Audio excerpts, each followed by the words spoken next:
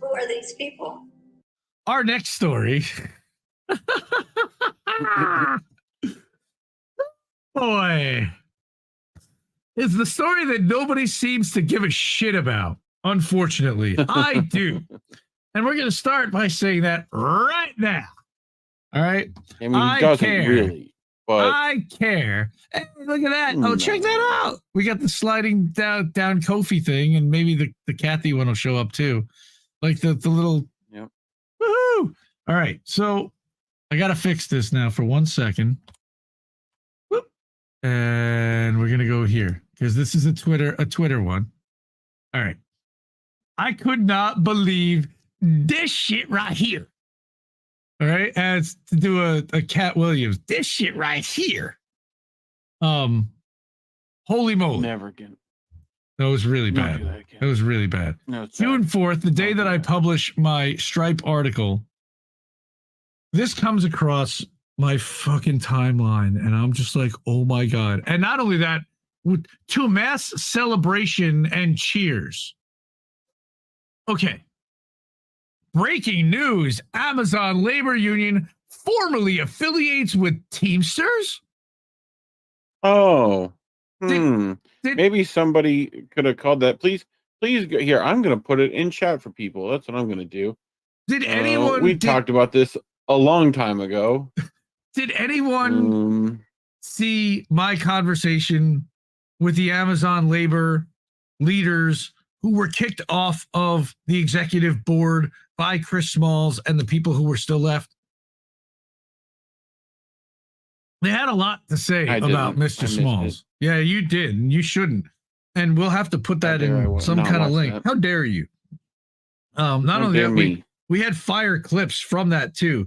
We had 5 amazing people who had worked for Amazon Labor Union or had worked for Amazon for JFK 8, which is the Staten Island warehouse here. So the Teamsters announced on June 4th, breaking news, the Amazon Labor Union has formally affiliated with the 1.3 million member strong Teamsters Union. The affiliation was announced by Teamsters General President Sean M. O'Brien during the union's General Executive Board meeting today in Washington, D.C. Okay. The Teamsters Board unanimously approved the affiliation. Of course they did. This story is developing. Stay tuned for more details. Stay tuned. Stay tuned. So let's go to the outgoing. Let's not forget that this man is an outgoing president of Amazon Labor Union, where new elections have already been called for and will be happening by the end of July. So this guy will be out within 6 weeks, 8 weeks of this announcement. Today is a historical day for labor in America as we now combine forces with one of the most powerful unions to take on Amazon together. Our message is clear. We want a contract and we want it now. We're putting Amazon on notice that we're coming. Hashtag for the 3rd year in a row, hot labor summer. Oh. I don't know if I'm guessing Reef, is that our episode from like, how do we miss that? Like episode 2 or 3? Okay, that was from INN News. INN News from a long time ago, literally a year ago. Yeah, we did one also where they were taking on, they had a plan, a multi-year plan to take on Amazon. Now, remember, Amazon Labor Union represents JFK 8 only, one facility nationwide. All right? He's celebrating, spiking the football. First of all, it's not a historical day, Chris. It's a historic day. Happy Father's Day, by the way. He's a father of twins, as am I. And I got to acknowledge that he's a human being. But at the same time, are you fucking kidding me? Are you sure those aren't lizard kids? He might be a lizard person. Are you fucking kidding me? All right, is all I could say when I saw this. All right, now, he had to preempt this motherfucker before people start listening to nonsense coming from people that literally had nothing to do with anything. Both unions will vote ratify. This agreement was negotiated by current leadership from both sides. Yeah, the leadership that kicked off most of the leadership at your side, asshole. which started weeks ago. Yeah. But you didn't tell anybody. You weren't transparent, and you didn't tell your fucking rank and file the entire time, did you? No, I can tell you because Michelle, who is running for president to replace Chris Smalls, said to the Teamsters, you have no right to post this. Full inclusion of the rank and file and ratification should have been formalized before posting this, Teamsters. What the fuck are you doing? They're trying to get the story out, and they're trying to shape the narrative. Now it doesn't matter. Everybody believes that ALU is now part of the Teamsters, whether they are or they aren't. It was a PR job. Hello, Abby. Welcome back. Hello. Hello. How are you today? Good. How are you? I'm well. I'm dog sitting. Oh, can you hear me? I don't know what happened to my audio. Let's see. Oh, can you hear me? Yeah. Can you hear me? Can you hear me there? I can hear you. Good. Yeah. No, I toggled my connection to my microphone and it unplugged it slightly, and It's delayed. I don't know why. audio at the same time. Okay. Yeah, I thought something was wrong with mine as well, though. But I'm at my brother's house dog sitting. They're the cutest little dogs. So I'm like I'm only have one monitor today, so I'm kind of going blind. I have to hold my mic. But let me introduce you to these beautiful doggies. So the first one I have is Spencer. He's right here. Hold on.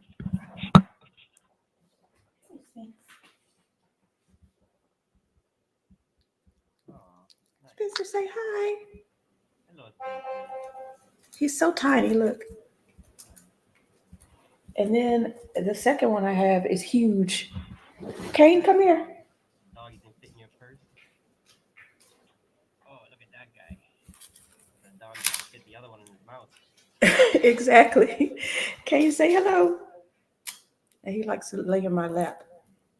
So let me give him a treat to distract him. And then we can get on with the get on. Here you go, Kane. All right, go sit back down. You know, Michael, I've been noticing, just going back and looking at our shows and looking at Civilian Discourse, I didn't realize how much of a giggler I was. I'm a giggler. And I get that from my mom. My mom is a total giggler. So it must be it's just something I picked up from her. I know. Lost my sense of humor. It feels like these past few years I've become kind of a grumpy, whatever, sauerkraut. You know? Yeah, that happens too sometimes. I get that way too sometimes. But we got to try to stay cheered up as much as we can. Because that's what they want from us. They want us to be in a constant state of chaos and misery. Yeah. Don't let them like get you. Making fun of things that are serious or whatever, but it's more like laugh at the face of death kind of shit, you know. Mm-hmm. Good for the soul. That's right. Sorry about that. I should have fixed that. Mastermind, thanks for being here. Hi, Mastermind. I haven't talked to him since Monday, so I hope. Oops, I'm sorry. So I hope he's doing well. Yeah, sorry to miss your guys' stream there last week, but you know, things happen. That's priority. Yeah, we actually did not stream last week because Masterman had a hard weekend of caregiving.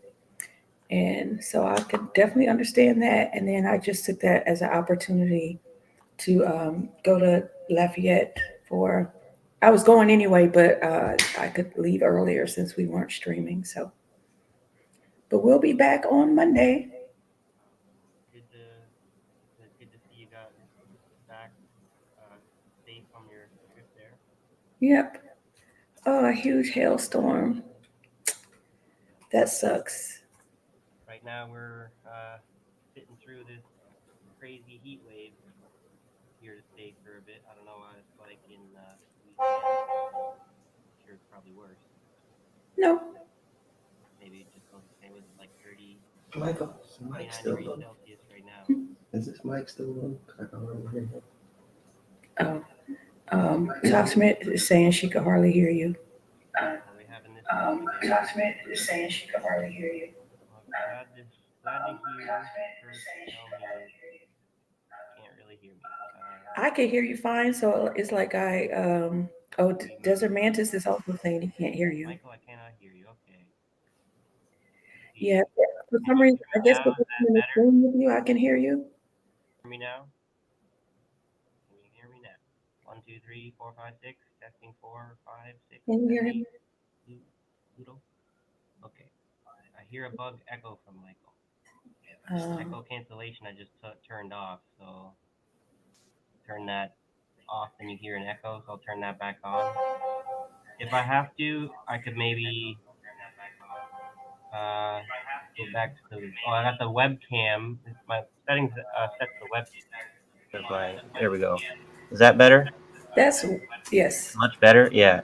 It got, must have, when it got unplugged, it defaulted to the webcam audio. Oh, okay. Look at the jokester. Desert Mantis is always in the dark. That's why he eats lightning bugs. Oh, yeah. So there's a mysterious beeping in the house. Okay, do you know the running joke they say about Black people never change their battery in their smoke detectors? I don't know if you've ever heard that running joke. No. But you're going to hear a beeping. I'm assuming that's the smoke detector. I'm not quite sure. Well, I never changed the battery in my smoke detector. Well, you're honorary Black now. You get an invite to the cookout.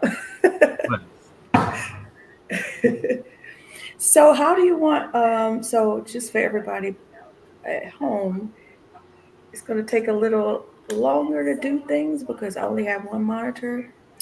And I'm Todd Smith says, welcome to the cookout, Michael.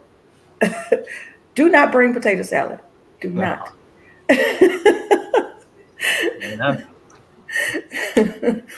Don't get banned before you even get in good with it. No, nothing with mayonnaise in it? Nothing with mayonnaise. That is not a seasoning. So I don't know how much of this. Did you want to play some more of Indie? And shout out to Indie News Network for bringing this issue to our attention. And so we decided to delve into that today, get a little more information about unions and union busting from the inside.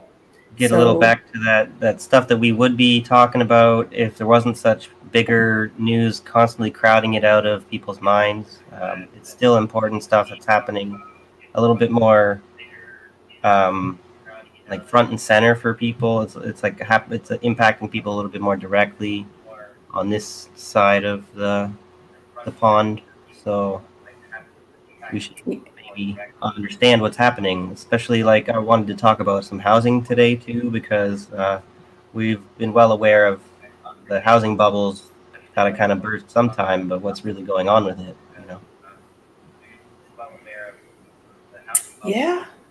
Sometimes, I mean, I was thinking it was going to be the car industry bubble because of all of those cars that they're giving those horrible loans out to people. Yeah.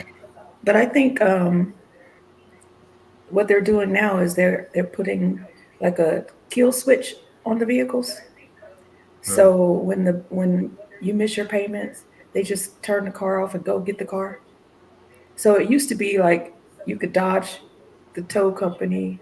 Now they just know exactly where the car is and they just go get it. Right up from under your nose.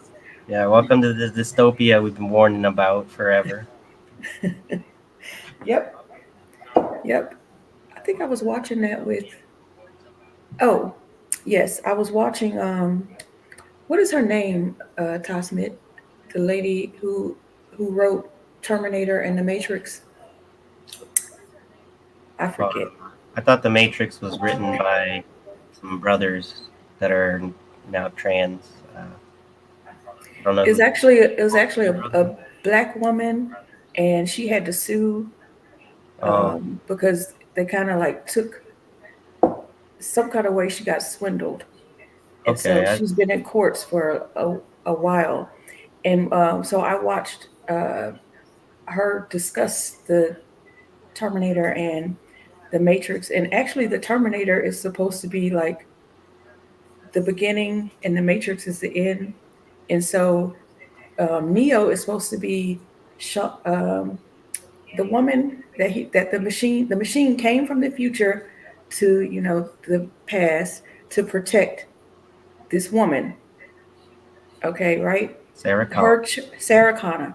Her child is supposed to be Neo. The child that she had when she fell in love and all that stuff, that's supposed to be Neo. I was like, I did not know that. That's interesting. Oh, Sophia Stewart, that is her name. Yeah, there are no original ideas in Hollywood or in music, for that matter. Oh, just a lot of theft of ideas. Yeah. Speaking of theft of ideas, I'm going off on a rail, but this is a crazy story. It's on Netflix, and it's called Dancing for the Devil. Oh. Dancing for the Devil.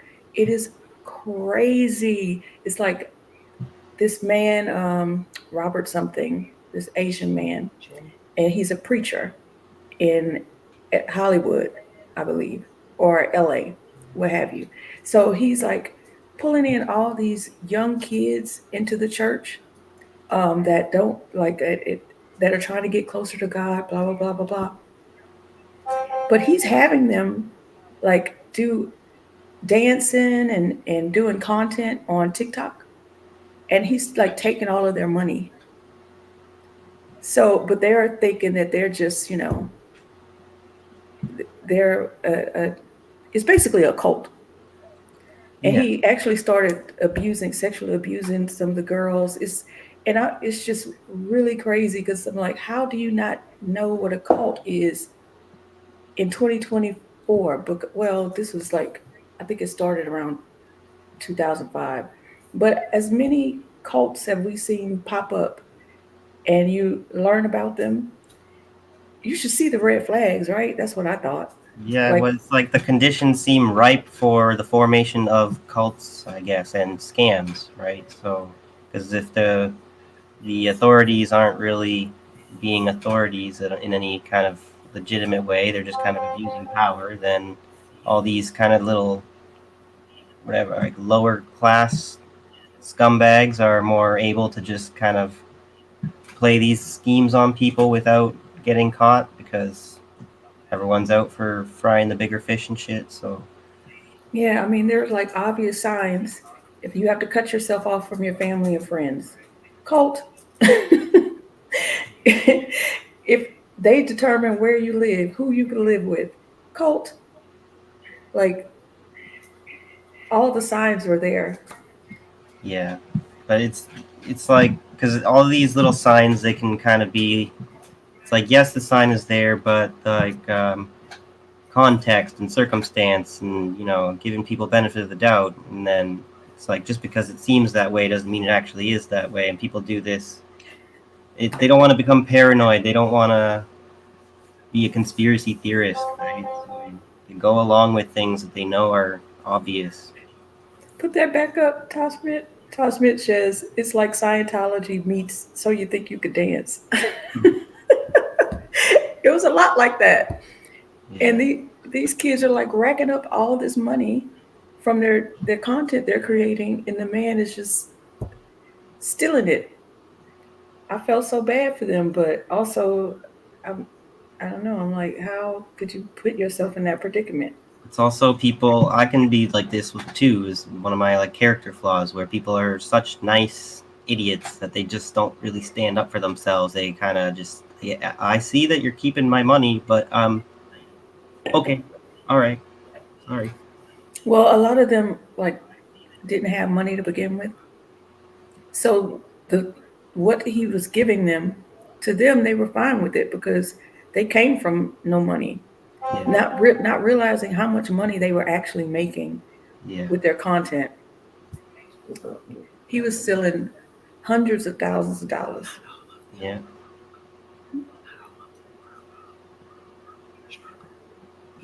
Oh, that's true. Not all of them were struggling. Some of them were. Even if you're struggling or not, though, you're Yeah. still getting ripped off just like everyone else. So. Yeah, because there was twins. One of them like went into the cult. The other one was like, this doesn't seem right. He really brainwashed that girl, and she came from a middle class family.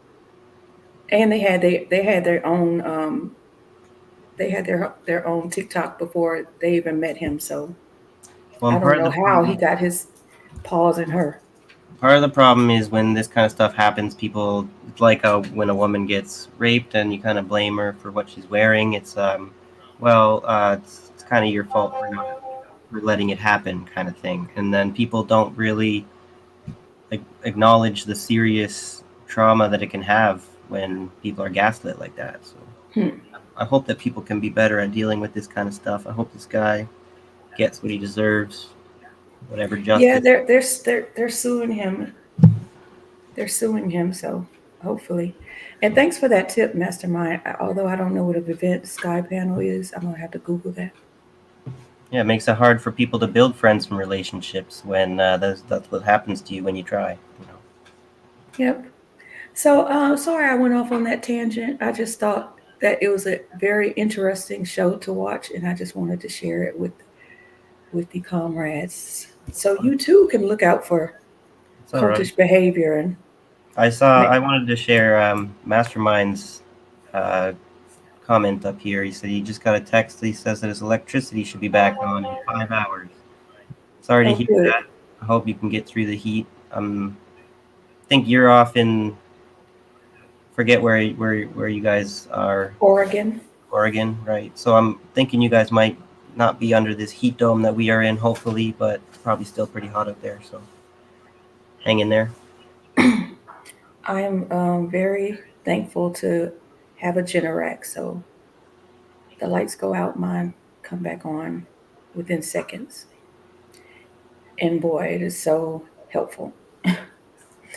So how do you want to begin this? Let's get back to unions. Right.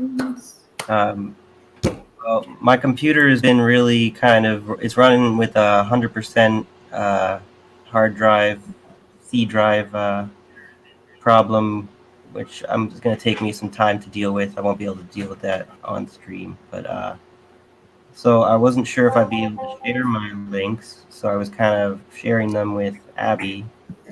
So so you're gonna have to kind of tell me where to call. So we could maybe just play a bit more for now of this Amazon labor union, because it's not so much the point of us having much of a comment on it as is to get the message out there about what this is happening, kind of letting people know, because I feel like Indy's comments sort of like says it, Yeah. I don't really have anything more to add, right? The whole oh, hey, look, it's like this sad old story that goes over and over again. The union leadership has betrayed them. Very low turnout like demonstrates that it's not really like valid consent of the workers, but according to the technicalities of the system, because of non-participation, that's the way that democracy works, I guess. Like, you chose to let us kind of take advantage of you is the way that they're going to rule it, when people chose not to vote because the system's been rigged against them, and it's logical to do so. Yeah. So once I hit play, like if you want to pause it and comment, just kind of wave your hand at me or something. Okay, sure. Okay. Oh, and then Indy says, he says everything we want to say, but with so much gusto. Yeah. I love it. I love it. This really pisses me off because this is the total smokescreen. This guy's leaving. Yeah. He should shut the fuck up and put this to his membership. I said, You the never know. teams- He might get a new cushy job somewhere. You know. my take number one. On top of that, I pile on to what Michelle says. I said the Teamsters obviously don't care about actual union members. Sean O'Brien, that at Teamster SOB is Sean O'Brien. He's the president of the Teamsters. Made a deal with an outgoing union head and stuck the next admin to deal with all this nonsense. Great job to separate Amazon labor from big labor that fillets the corporate duopoly. Good job. I heard that Sean O'Brien was endorsing Trump. Awesome. That was a fucking brilliant move, Chris. All right. Yep. Now, here's my next question. Luis Felice Leon from Labor Notes publishes Scoop. Rank and file Amazon workers still have to ratify the agreement Chris Smalls, president of the ALU, and Sean O'Brien, president of the Teamsters, signed to affiliate the ALU with the IBT. Union leadership elections will be held as planned. Agreement below. My question is, why is this being announced by an outgoing union head? This seems like an attempt to derail a new leadership from effectively taking power. And here's the biggest question. Will Smalls get a job with the Teamsters now, maybe as the lead representative for JFK 8? New elections are happening at JFK 8 now. This is a scam. Don't fall for this, please. And of course, everybody did. Yep. Nicole, who was one of the people who we interviewed with Chermo and Ron and Michelle, I think there was another one too. I can't remember. Maybe there were only 4 of them. Amazing people. We had such a great conversation. I need to have them back on, see how things are going. Nicole says, same old smoke and mirrors, while ALU members in this New York non-right-to-work state have no choice. Lives have been ruined because of the ALU leaders' corrupt incompetence. This agreement is worth the read. And I encourage everyone to read it. Again, it will be in the description after we're done. You want to pause it? Care Bear! Care Bear, I know. Care Bear is as triggered by this whole thing as I am. And yes, are you fucking kidding me? Probably should go on the soundboard at this point. All right, cool. I was just saying, she was commenting about it's worth a read there, and that's exactly the problem, where if, like, what we found when we're going looking online for all this information and educating ourselves, that there is a ton of things that are worth the read out there if people had the time and the inclination, and people are just not, for whatever reason.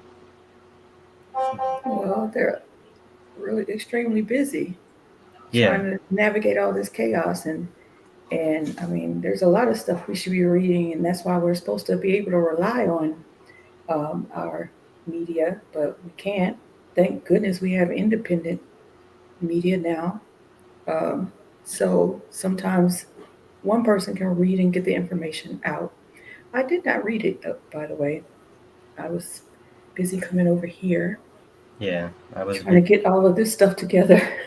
I had to get myself out to the grocery store, which for me is on the bike, and I have to bike back slowly with all my stuff loading me down, and I had to load the dog up in the cage and stuff. It's really hot out today, and so I didn't exactly have time to. I was doing all research beforehand, and then when I got back, my computer was like really like overheated, so I didn't really have time to do things like better than I could. I was working last night, so anyway. Yes, they do, Tosmit. Chaotic emergencies create wealthy people. Most billionaires come out of a chaotic or born from chaos. Yep. That was the Kane was. Well, I'm distracted. He was stealing chicken out of the garbage.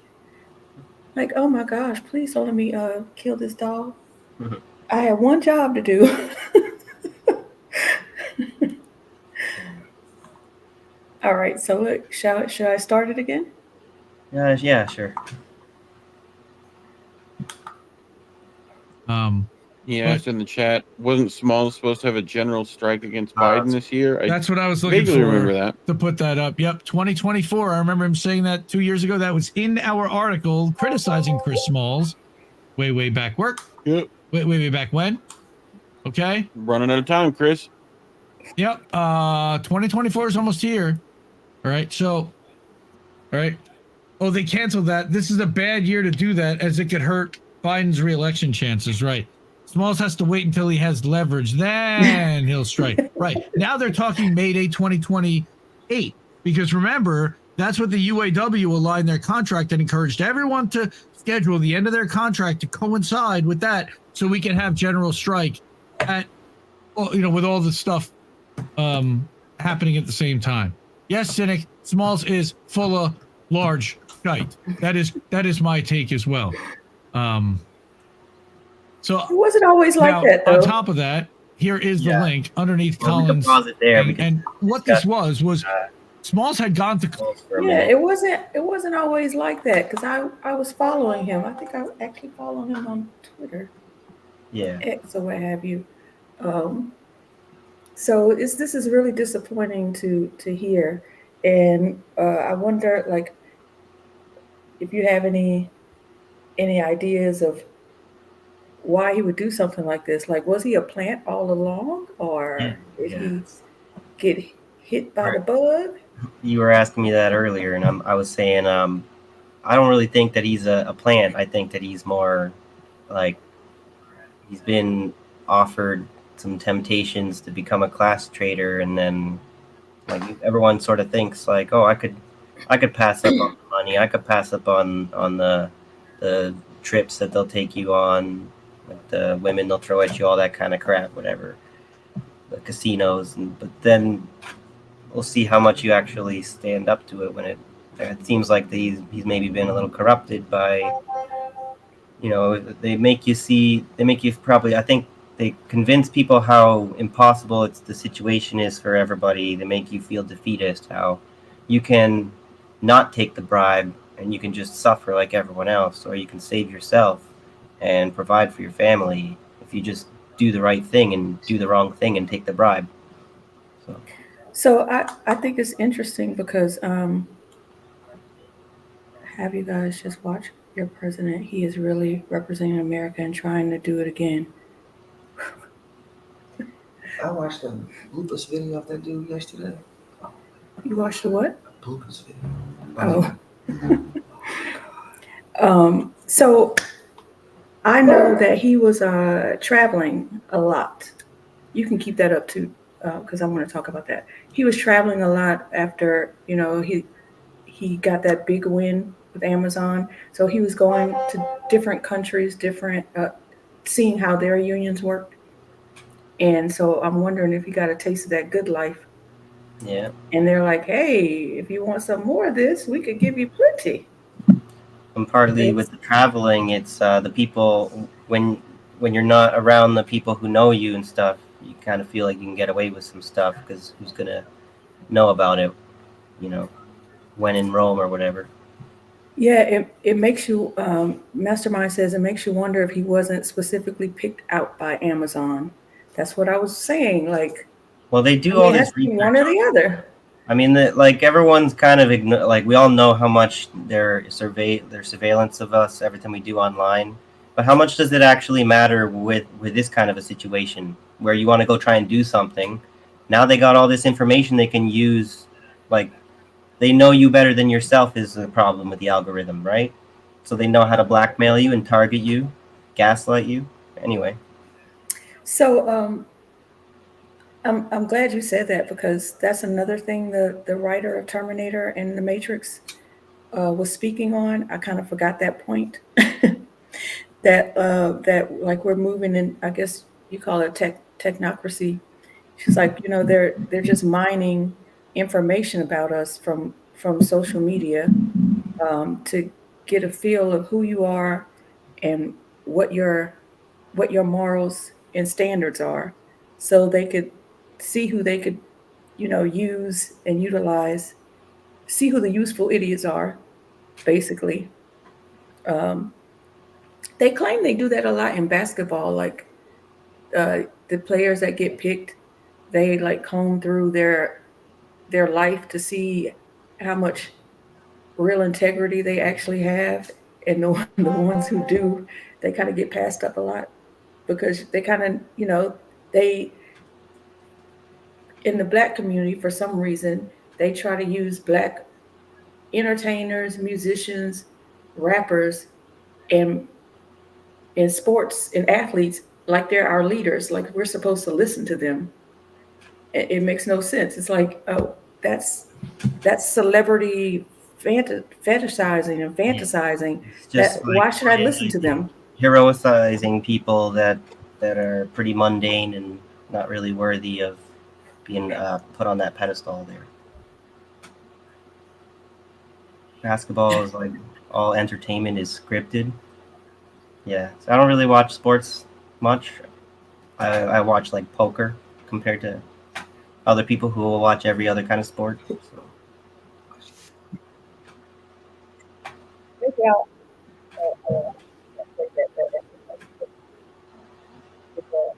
What's that? Your voice has gone out a bit. I'm not sure if they can. It's this mic. I have to hold it. There you go. Yeah, I can't play that skit, right? We'll probably get a mark. Oh, okay. It's a running joke about potato salad. White people bringing potato salad to the cookouts. Is that Cat Williams or something? It's anybody. Everybody. I forgot what I was about to say. Oh, okay. Yeah, I'm going to put this up, Tosh Schmidt, because I want to speak on this really quickly. So, yeah, they've been using technology to make arrests, right? So they'll there's this RICO charge right now with, what's the guy's name? I forget his name. YSL? Young Thug or something. Anytime you have a young or a Lil in front of your name, you know what time it is. But I've been kind of watching, well, I haven't watched the whole trial, but there's this one guy, his name is Woody, and he got immunity. And he is hilarious. He is hilarious on the stand. He's like reneging on everything he told them. He was like, I was just saying stuff to get out of there. I don't know what you're talking about. And the lady said, oh, when you answered that question, why'd you shrug your shoulders? He said, because they my shoulders. I was like, this dude is a total comedian. And then I guess the name of the gang is like 327. And she's like, what is 327? He said, numbers? I was like, somebody sign this. Get this dude a comedy special. Well, you keep that up enough, they'll hold you in contempt, I guess, which is what they love to do. Well, he is answering the questions. Yeah. Technically, he's answering them. But not very well. Faith, you know. Yeah. Not at all. He's making a mockery of the judiciary system. Okay, this is how I feel. All these rich people can go in deposition and sit there and make a mockery of the judicial system. So why can't he? The judicial system makes a mockery of itself by doing all these ridiculous rulings, you know. Can't even figure out what a genocide is until 8 months after it's happened, you know. And then you can't even do anything about it when you've already kind of shown the world which way you're leaning in your decisions. Like, what good are you, judicial system, if you can't be judicious? Say that 5 times fast, eh? I mean, has it been? I don't know. Like, first of all, the whole jury of my peers thing, that's always been a farce, purposefully.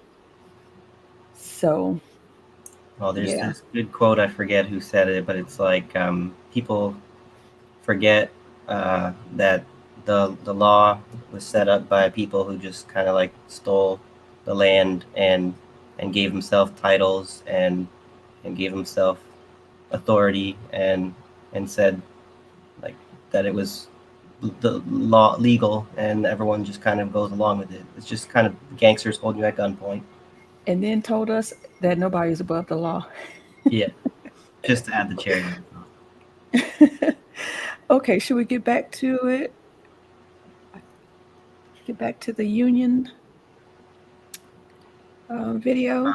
If Jacqueline's talking about my the ceiling fan in your background, I thought you might be talking about mine, but you can't see Oh, it. this one? But if you look up, I got one too. Oh, I have to tell my brother. I have to warn them about that then. I appreciate the heads up. Yeah, I didn't know that either. Yeah, why would they suddenly become fair? It makes no sense. Okay, so let me keep going because it does kind of get juicier and juicier. Okay, Midwestern Marks has entered the chat. Here we go. Columbia, all right, and had spoken out.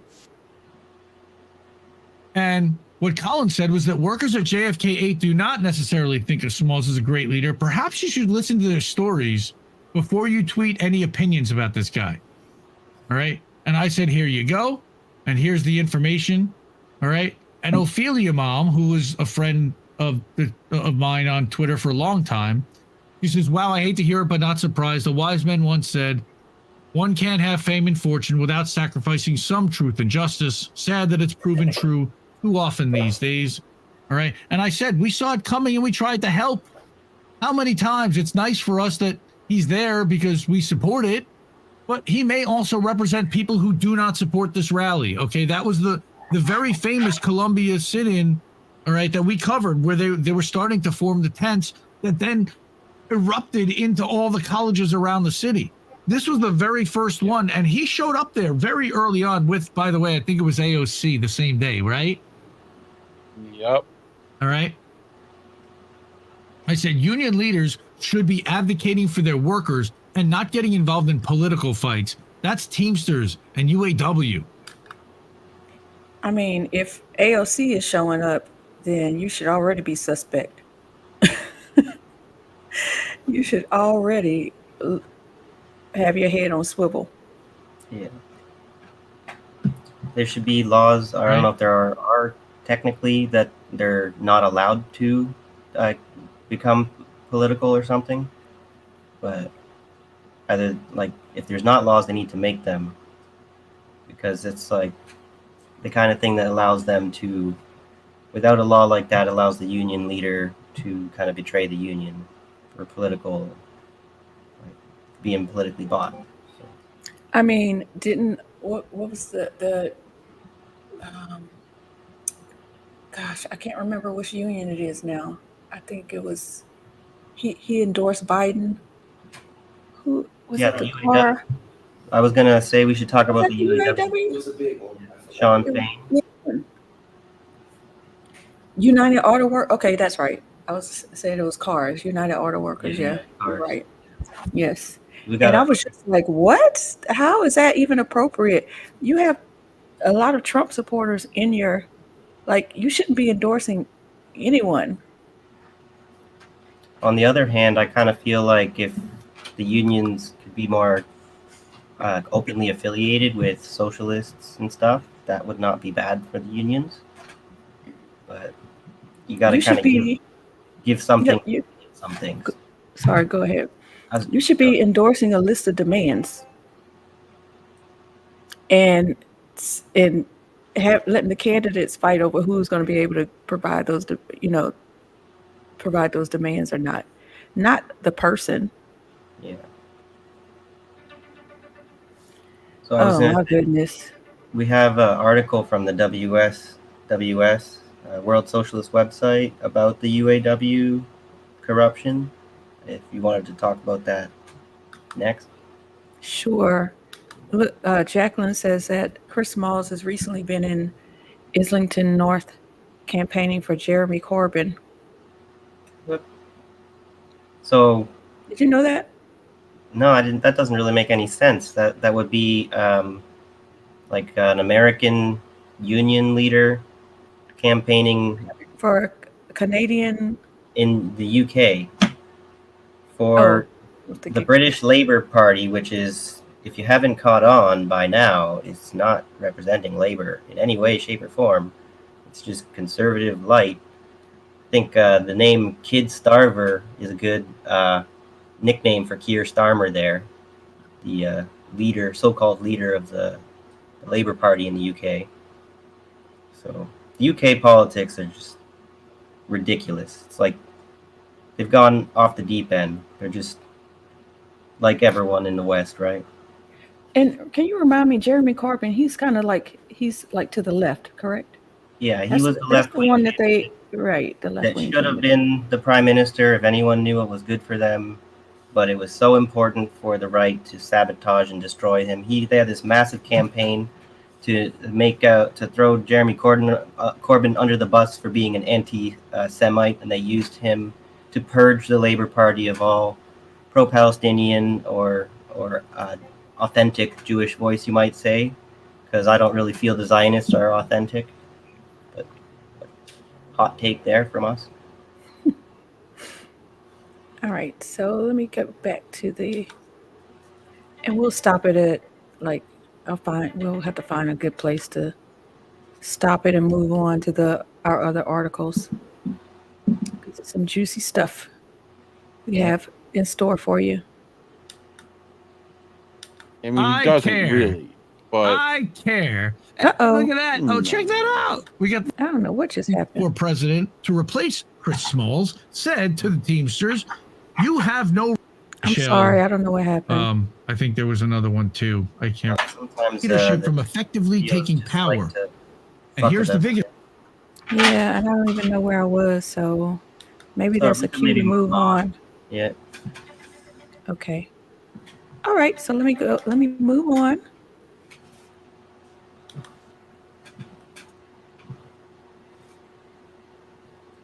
So this is the Trotskyist organization, the Socialist Equality Party. If people want to talk about which kind of candidates are out there that they have available for voting, you might consider the Socialist Equality Party. Although, if you are more of a Marxist-Leninist, you'll know everything about why Trotskyists are problematic. And as far as their COVID stance, that's why I'm not even allowed to comment on their website. I've been banned on speaking on this website because I'm too much of an anti-vaxxer, anti-science troll.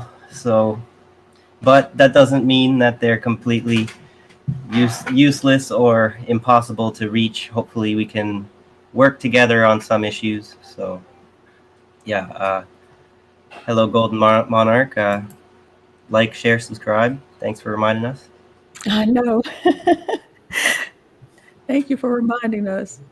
Do you want me to read some of this for you? I could probably see it better than you can. Yeah, sure. I can see it fine, but you can read some, sure, if you want. Okay. So let me provide the date, June 12th. Okay.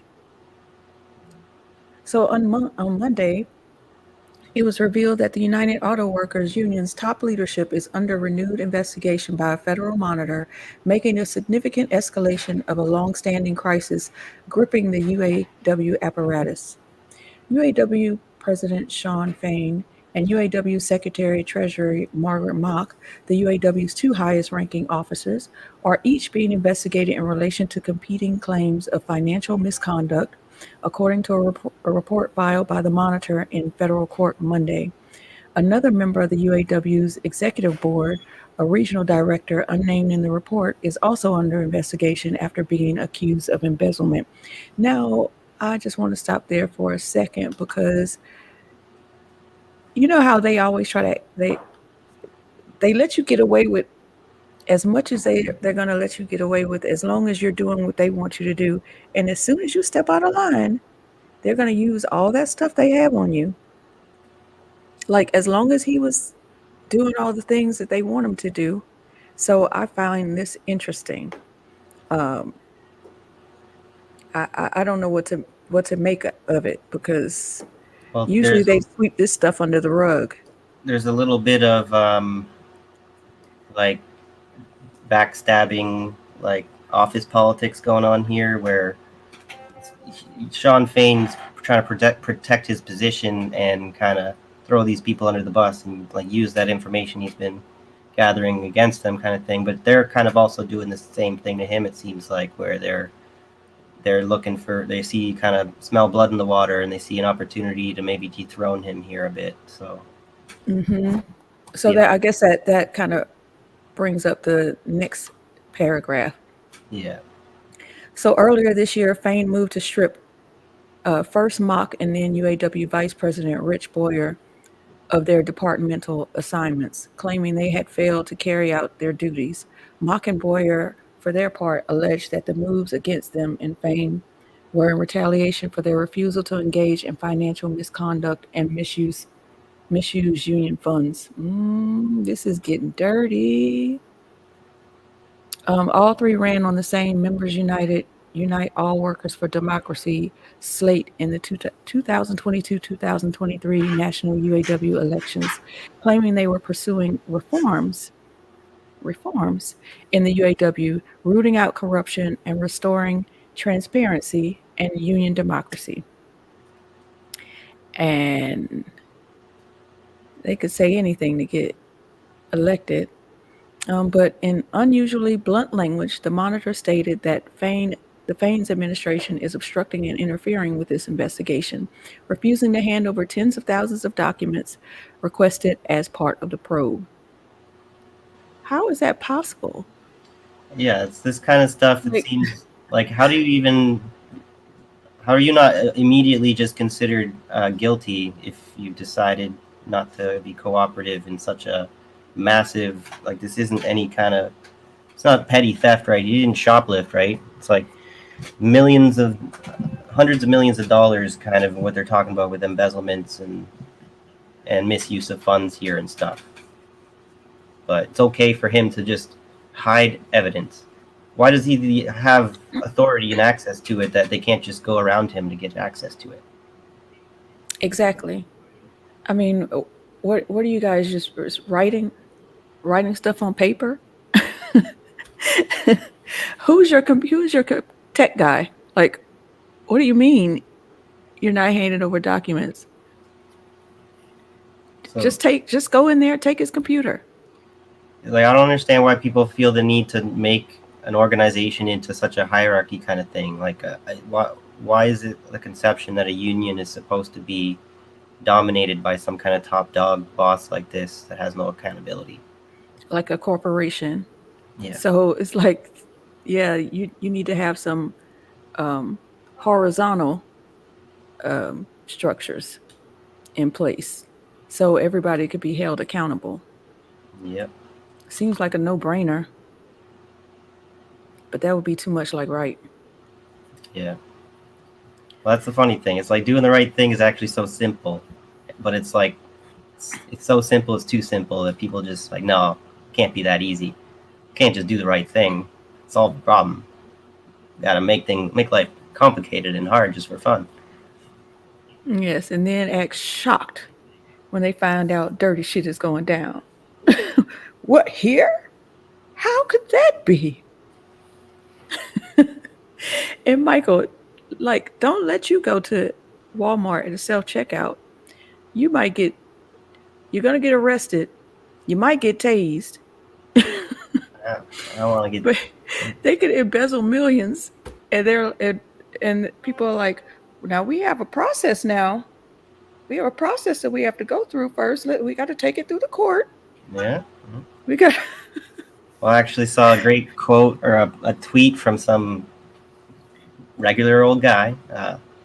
He's just saying part of the reason why people insist so often that people follow the due process is that they control the process, and they know that by following this process that it'll never stick. So, to paraphrase.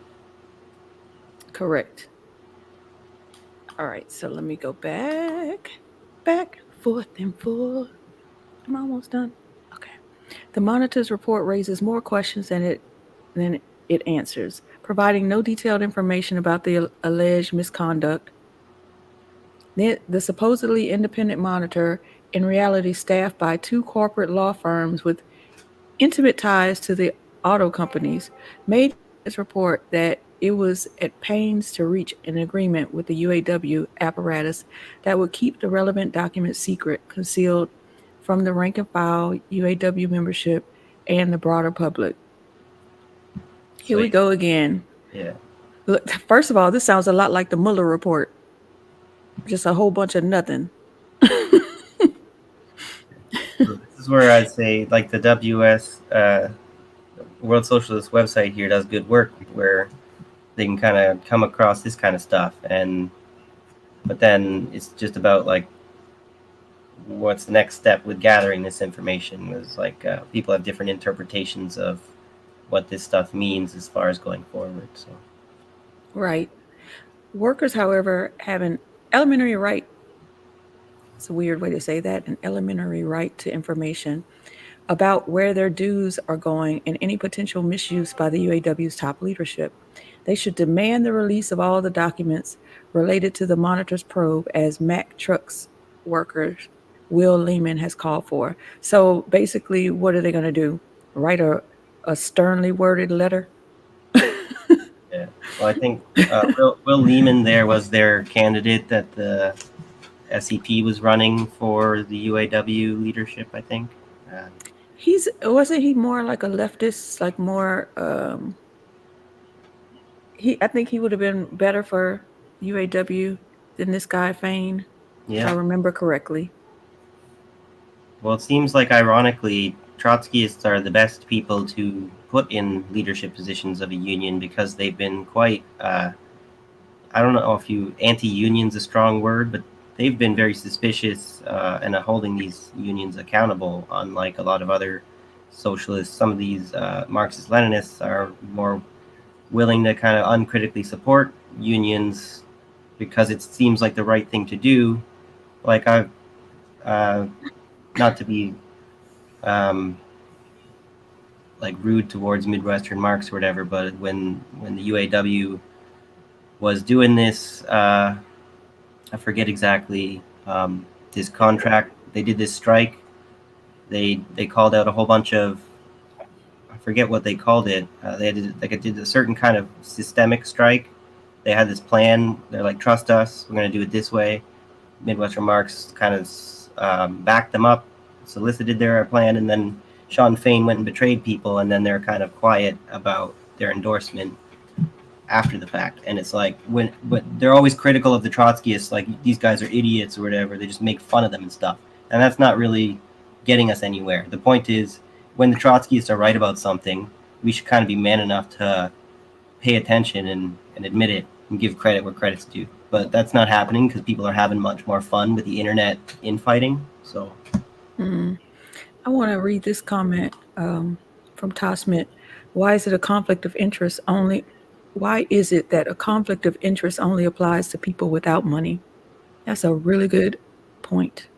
Yeah. A really good point, because I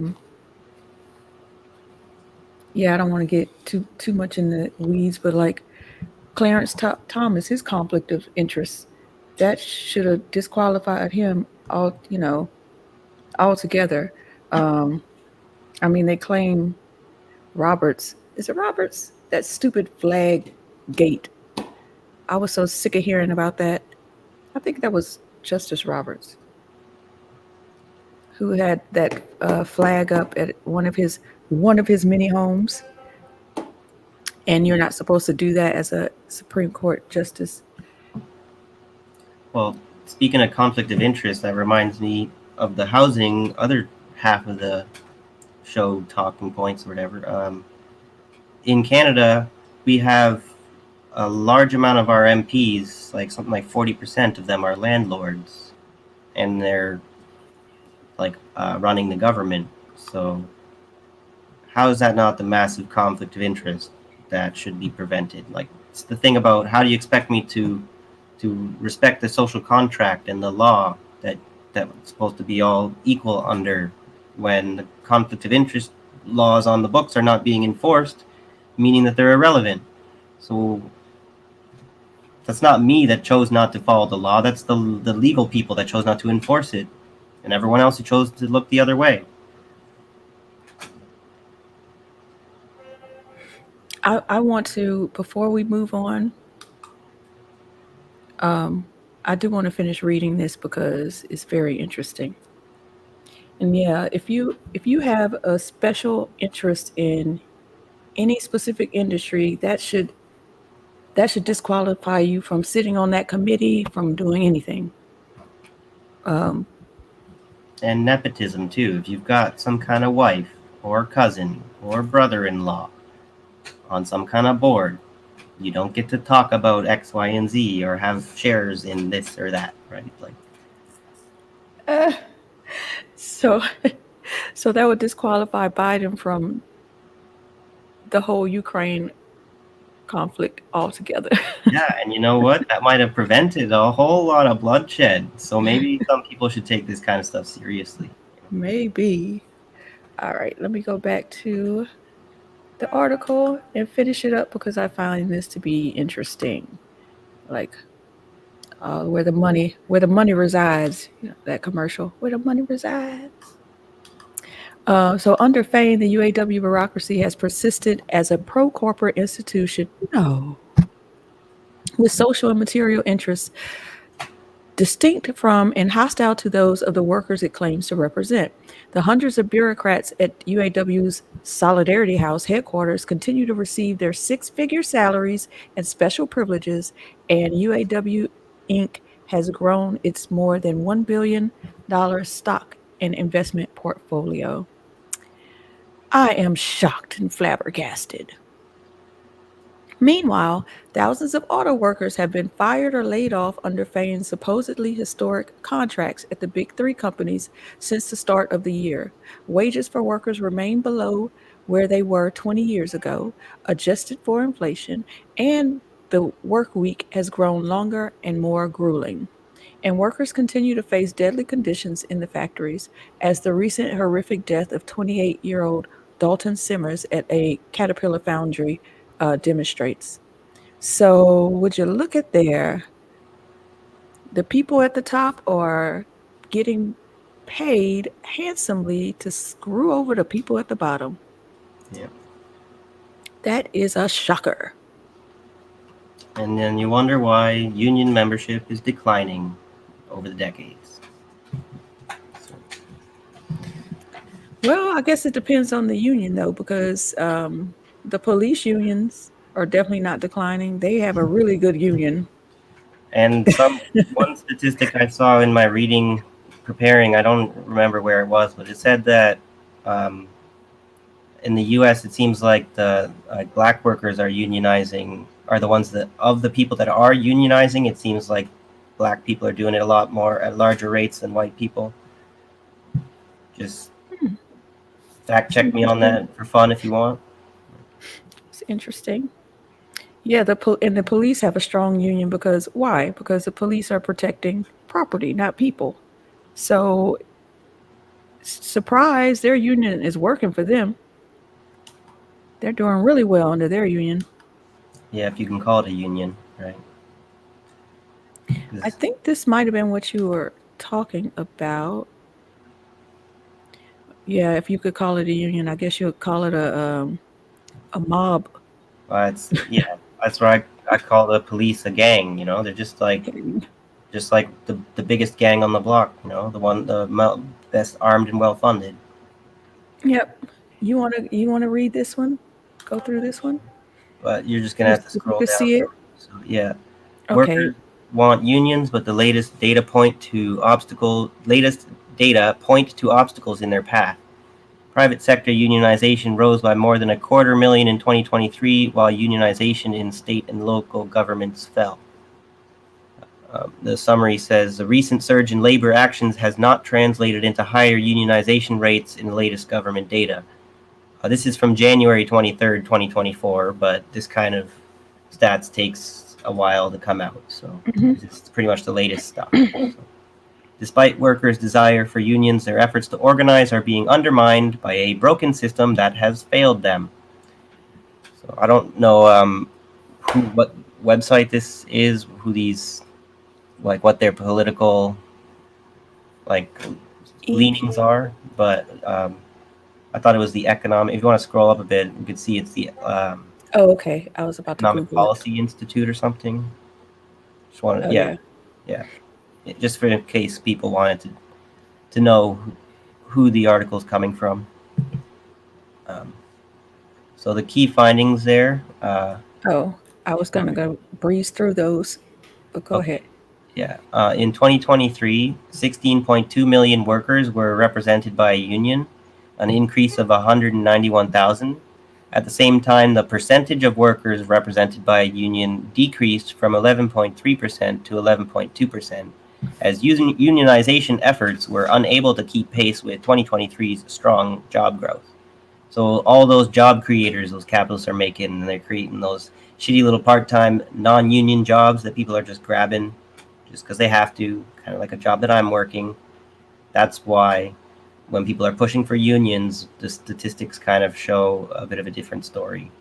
I want to unionize my workplaces and stuff, but it's kind of, you get the union busters. That's a whole nother conversation, right? The uphill battle of trying to do so.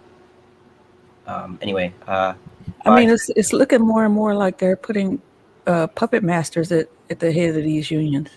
Yeah. So it's just a micro of what they do all around the world. So if I'm going to try and start some kind of union, then I would be needing to really prepare myself, educate myself for not being targeted and turned into this kind of scumbag that we're talking about here. So bullet point 2 there. By sector, private sector unionization rose to 6.9% in 2023, while public sector unionization declined to 36%. Unionization among workers of color accounted for the entire increase in the union level in 2023, and black workers had the highest unionization rate at 13.1%. Unionization among workers younger than 45 grew by 229,000 in 2023, while unionization declined by 38,000 among workers aged 45 and over. These statistics that's interesting. Yeah. Oh, I'm sorry. Go ahead. I was just going to read the last one. These statistics don't capture the number of workers who want to join unions. Evidence suggests that in 2023, more than 60 million workers wanted to join a union but couldn't do so. So this is the second to last bullet point. These are our quiet quitters. Yeah, they know what's up. They know what's up. Oh. They're gonna change the trajectory for sure. Well, let's hope. Yeah, I try to do that kind of quiet quitting stuff. I'm not really built for that. The lie flat kind of work ethic. Well, it's just do exactly what you're asked to do and nothing more. And it really makes a lot of sense to do that, Michael, because if you do more than what's on your job description, they're not going to fill that other job. They're just going to make you continue to do it, and they're like, oh, you could still manage. Well, let me give you some more work. Yeah. And so you're going to be working yourself to death daily because you've shown them that you can handle the work. Right. You think that you're showing them good character and good integrity, and that maybe this will earn you a raise at some point. But what they're interpreting, selective interpretation that actually I see that you're perfectly happy to work this hard for this pay. So why would I give you more? Exactly. I saw this, the worker Veronica that I was showing you. She's on like TikTok. Her name is Veronica, but it's not a real person. It's a not graphic. What do you call it? Cartoonish scenarios. So there's this guy. It was like a cartoon scenario, and the guy was like, man, they're trying to raise the retirement age to 70. to hell with that. You could just take me out. I'm not working till 70. He's like, you could just take me out. I'm going home. That's insane. 70? Going home to glory. Yeah. Yeah, they're trying to raise the age here to 70. Yeah, I was reading about, like, people tend to die like a year after they retire because like they work so hard their whole life, and then they're kind of used to that's what they've all their whole personality, like everything has become for them. They don't really know how else to live, and they don't really know what to do with themselves. They kind of destroy themselves with their retirement. Maybe their value and their worth was put into a job, a title. Yeah. Instead of your value and your worth be put into titles like friend. So when they're talking about manipulating the retirement age, you also have to wonder how much that they're analyzing the life expectancy, and they're consciously deciding exactly how many years you get to have after you've worked. Exactly. That's pretty much what it is. And like they're saying they're not going to cut Social Security, but this is what they're doing. They're raising the age. That's cutting Social Security. It's just a roundabout way of doing it. Yeah.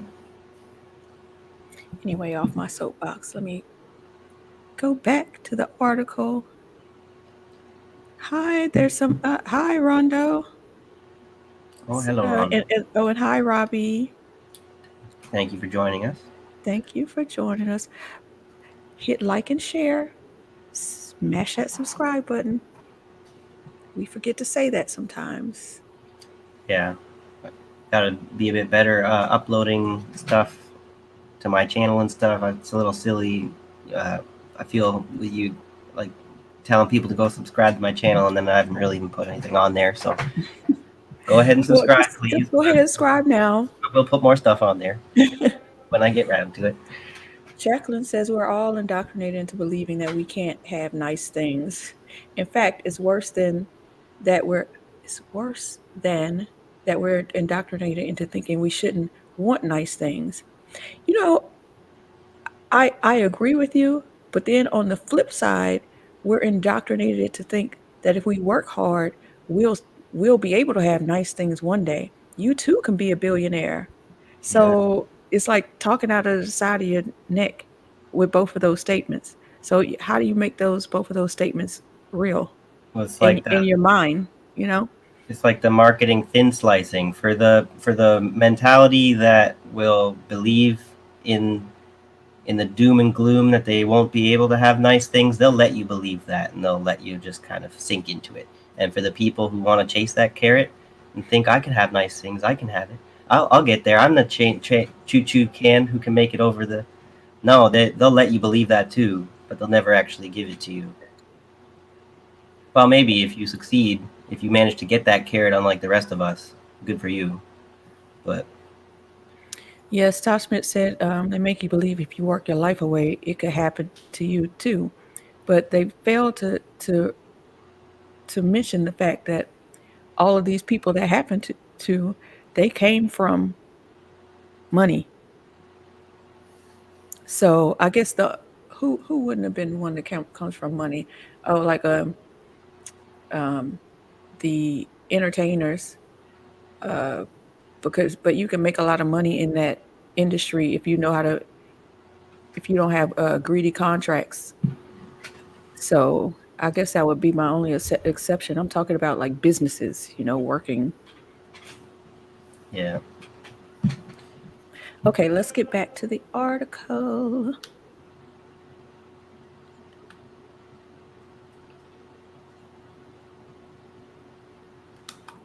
Okay, so you want me to keep reading here? So.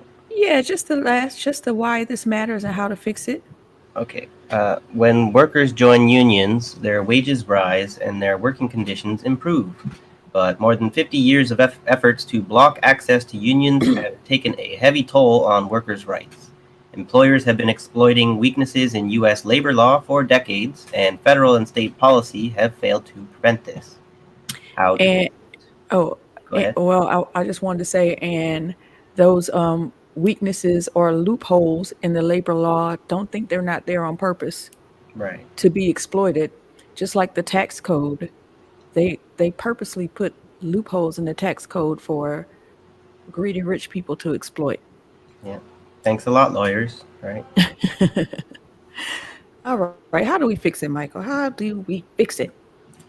Congress should reform a broken system that allows employers to drag their feet on recognizing employee-supported unions and negotiating in good faith. So I think this kind of statement here sort of hints at the political leanings of the writers here at this Economic Policy Institute. Unfortunately, with trying to search for stuff on Google and all these other search engines, the corporate controlled information, you tend to find all the wrong think tanks first. So, but at least we can kind of, like with the mainstream media, we can read from what they say and kind of read between the lines and sort of figure out what the real solution should be, instead of just kind of, okay, so here's a fake solution, here's a nostrum that won't really work. I mean, they might as well have said vote. Yeah. They must not know anything about Congress. They must not watch mainstream media, you know. Right.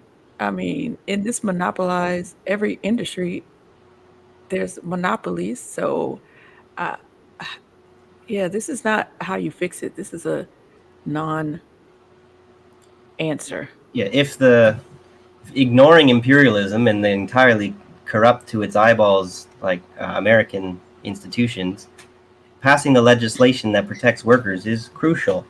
So on the federal level, the Protecting the Right to Organize PRO Act and the Public Service Freedom to Negotiate Act would strengthen rights for private and public sector workers. So I think if you look at some of what Indy's content was about the Amazon union, he was criticizing this Protecting the Right to Organize Act because they name it this lovely sounding thing. They put a nice bow on it, and it's like a piece of shit in a box, right? Whatever they named it, whatever's the actual details is the complete opposite. So the taking away the protections of the Right to Organize Act, like. Okay, anyway, I'm just finishing off. At the state level, the policymakers should ensure that all public sector, domestic, and agricultural workers have full collective bargaining rights, and states with so-called right-to-work laws should follow Michigan's lead in repealing these anti-union laws. I think that's a decent statement. I don't really have any criticisms there. So.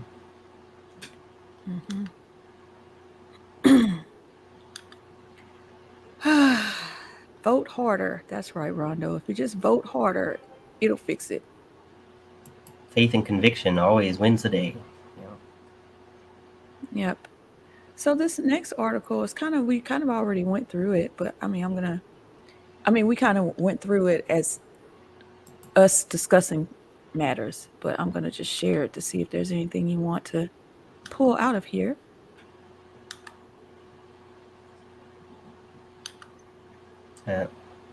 War on terror, terror won. War on drugs, drugs won. That's correct. So, majorities of adults. So I don't know why they put an S. Majority of adults see decline of union membership as bad for the U.S. and working people. Majorities of Americans see the large reduction in the share of workers represented by unions over the past several decades as a bad thing for both the country and working people in the United States. For anyone who doesn't talk to their neighbor, I think the majority of us already know that the decline in union membership is a bad thing. But then this stuff with union corruption kind of makes us kind of question. Is the majority consensus correct on this? Is it a bad thing that unions are declining? Because conventional wisdom says that more unions, more money for more workers Good, good, good. I would add a adjective in there, more restructured unions. Yeah. Um, Functioning unions would be good, right?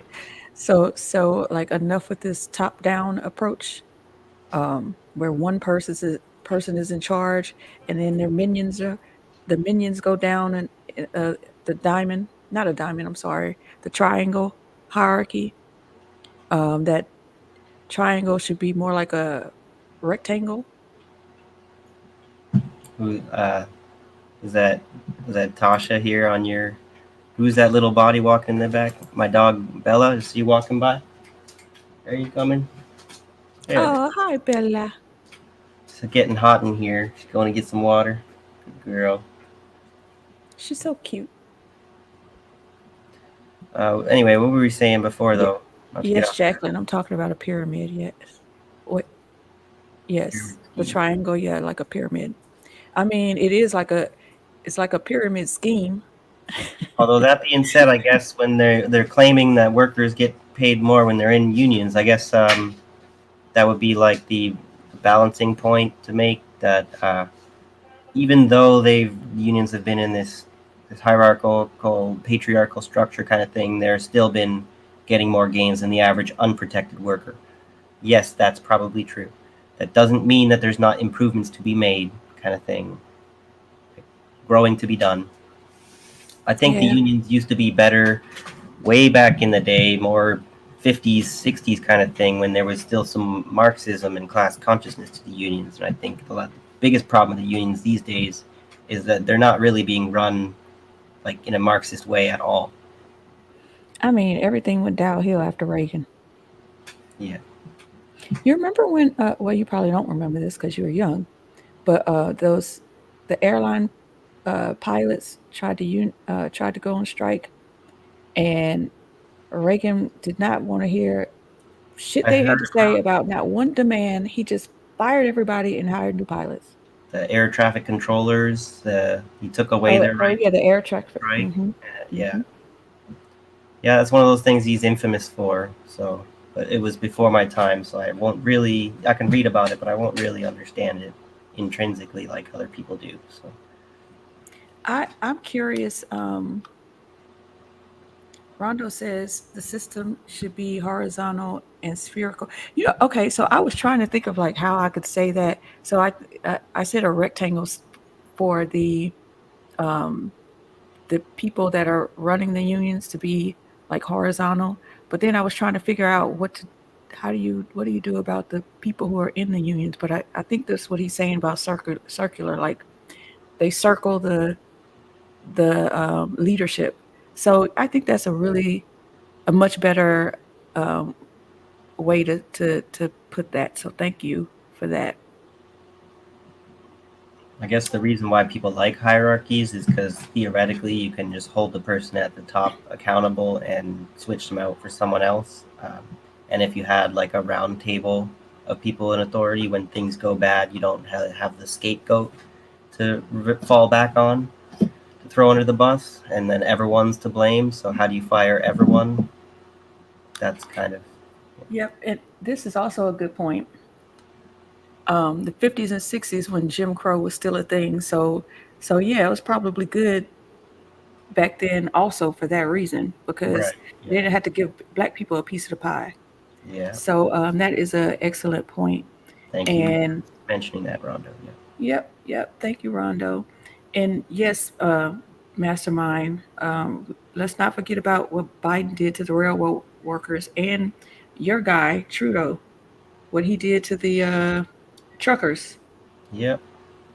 Well, his was brutal. His was brutal because he froze their assets. That's one of the things about the convoy thing that was frustrating, though, is they weren't really it wasn't really a union dispute. It was more just like individual. I think there are some truckers who own their own truck and run it like their own business and stuff, and it's more like just the individual's right for bodily autonomy that they were protesting. And had they been more of a unionized force, then they probably would have had a much more effective bargaining position and stuff. And the crazy part is they're truckers. They're in the truck by themselves. So why do you care if they, if they get vaccinated? They're not bothering you. Well, if you want to believe in the epidemiological science there, that they could be such terrible, like if you just think about it, they're going across the border. They could be carrying things very large distances. Then, like, they're just one person in the truck by themselves for miles at a time. Like, it's not as, like, in the real world, it doesn't really play out as dangerous as you would think in your imagination. Not to mention the whole, I don't want to, on YouTube or whatever, say something that we're not allowed to, but the problems with germ theory and the whole fear-mongering psyop of it wasn't really a pandemic to begin with. What is a pandemic? And these guys, what are definitions changing in the middle of a pandemic? And let's not get into it, right? Even though we're going to have to. Full disclaimer, we think people should get their shots. They're good for you. What else do we have to say for YouTube? I want to get to some of these comments first because, okay, I do not remember this one, Jacqueline, so thank you for bringing this up. So what Thatcher did to the miners, and it wasn't just that, it was Thatcher destroying whole mining communities, and it still rankles. Even to the state, rankles. Okay, I was about to say rankles. Even with my glasses, I barely could see. Jacqueline's in England there, so that's her English showing through. Okay, I don't know what that word means. It just bothers, like it still like upsets people even to this day. Okay. Yeah, I'm gonna have to Google that one and brush up on some information about that one. But I did want to go back to Rondo. He says, so this comment is going back to the structure of a union. So he says, look at it like human beings on the planet Earth. When we're on the ground, we're all at the same level, regardless if we're at the top of the mountain or at the bottom of the ocean. So he's kind of like saying run the unions kind of like if it was a corporate structure, it'd be kind of like a B corporation where everybody owns a piece of the corporation. So I guess he's saying run the unions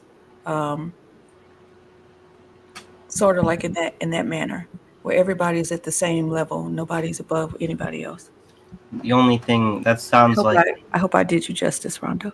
That sounds kind of like a shareholder, a stakeholder kind of what the WEF has been sort of proposing, because it sounds like they recognize that there's a need to give concessions to the working class, and they're trying to convince some of the capitalists to actually do that, but it's not going so well. So safe, effective, actually transfers. Of course it's not going well. They're trying to give workers something. I mean, but then it's funny how they use reverse psychology against us, and then now people are like, there was that whole talking point that everyone has become super against, that you'll own nothing and be happy, if you remember hearing that. And then in theory, if you could own nothing and you could be happy, what would be the value of ownership? It's somewhat redundant. So I'm kind of, in theory and in general, sort of open and liking the idea of owning nothing and being happy. But the problem is that that's not what they actually want. They're just saying that they want to maintain ownership and make people rent everything and pretend like you'll be happy if you do that. That's not what I'm saying. Get rid of ownership, the ownership period. But that's like what a lot of Marxists is not really. So basically, they own the product and you subscribe. Right. But the reason why I like that is because ownership in and of itself is it's like an illusion that we kind of really subscribe to. Like when you own something, it's because we've evolved to this idea that you can claim something, and because you've claimed it, it's yours now. But it really doesn't, like when you talk about objective truth, do you objectively own something because a piece of paper says that you own it, kind of thing? It's a little bit ridiculous, and then people fight wars over this ridiculous, just to prove how how true it is that the paper says that I own it and it's real. It's like, all right. So let's just kind of go back to the union. We just have like one more, I think. So let's just talk about this really quickly. Can you see it? I think you got to scroll up a bit just to show what he's replying to. Oh, okay. So here's the truth about Amazon's shameful, shadowy union busting campaigns. Can I make that big? Let's see.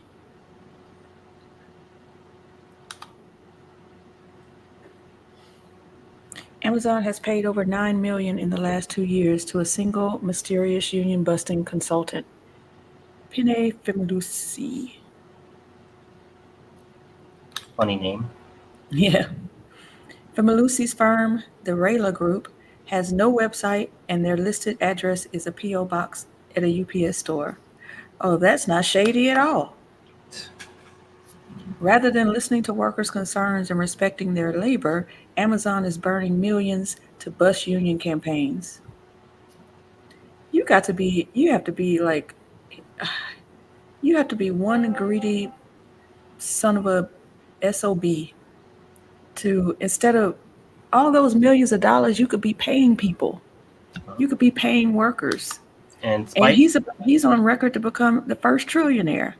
Like, spiteful and stupid, because if they spend all that money preventing a good thing from happening, and there's all this disaster that results from it, when if they'd have just done the right thing and just given people a wage that was reasonable to begin with, the economy would improve. We wouldn't be in these problems. We wouldn't be fighting each other all the time.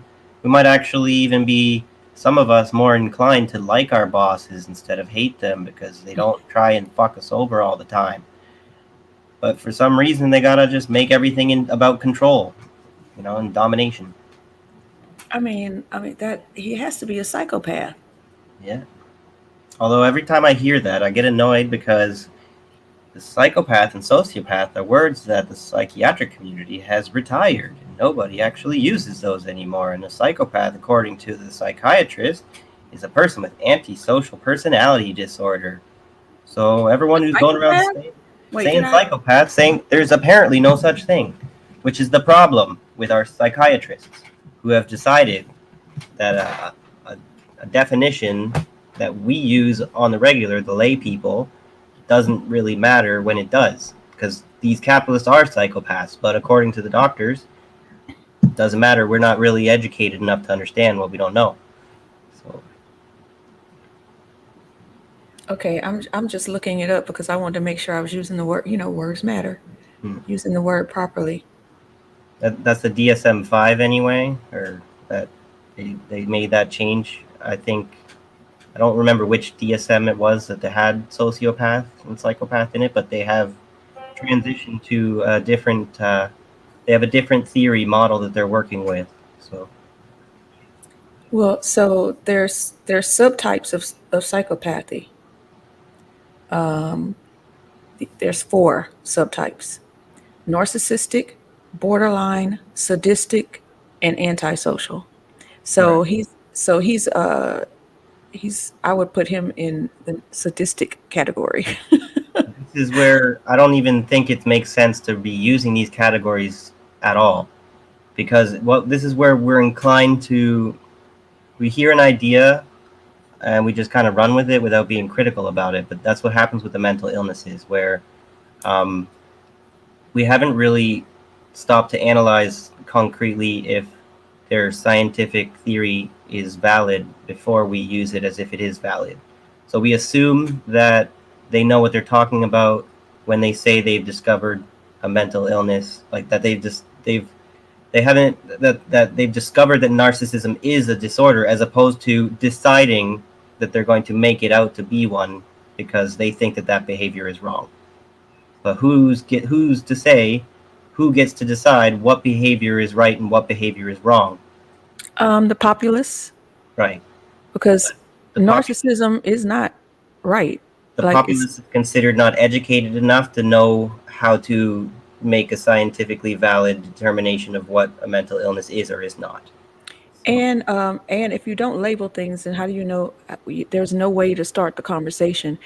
I mean, things can evolve. Like they used to say that being gay was a mental illness, Yeah. right? And then over time, and more understanding. So when we say these things, we're not saying they're matter of factly, Yeah. right? But we have to start with some type of labeling and language so the discussion could be had. I And guess that's that's part of my what take on it. the psychiatric community would like people to keep in mind, that we're not trying to like play God with science or whatever. Like we have theories and we're working with them. Sometimes we get it wrong. We're trying to build off of what we know and learn from our mistakes and stuff. But you're gonna have to work with us. But people forget all that and they're just like, the doctor said this, so that means this is definitely true. And they just kind of like forget to be critical, you know. Yes, and Tasmit should know she has a master's in special education and works with special needs, no, exceptional children. Right. We the community is trying to get away from saying special needs, and the term that's seems more appropriate would be exceptional. The hard thing about like people don't feel like changing the words really makes a difference. Like people have stopped using the word retard and stuff, but It makes a difference to the people that you're talking about, yeah, right? So like if somebody called me a colored or something like that, I would, excuse me, because of all the connotations that come with that word, right? So retard is kind of the same thing, all the connotations that come with that word. yeah. So it But does make a there's like difference. moron too is one that's still around. It's if you look that one up, it was also originally like an actual medical term that they were trying to, and like imbecile, like they were meant to categorize and classify people for scientific purposes. But nowadays it's just kind of thrown around. You just call anybody you don't like a moron. So that's kind of like same thing with retard, where we don't. It's understood not to use it against someone who's mentally challenged, but it is also understood to be acceptable to be used when you're just talking to a person with normal intelligence. You just want to call them stupid, like as a term of endearment or something. Like, Very good point, Rondo. Right. It's a method of discovery. well, when you And got sometimes you're, here, like I am the science, like it's kind of. Sorry to cut you off. no, you're fine. I'm going to just do this one more, and then we're going to go back to Indy's response to Jeff Bezos. So Jacqueline wants to know when did they make that change? Do you know, Michael? I'm not really off the top of my head.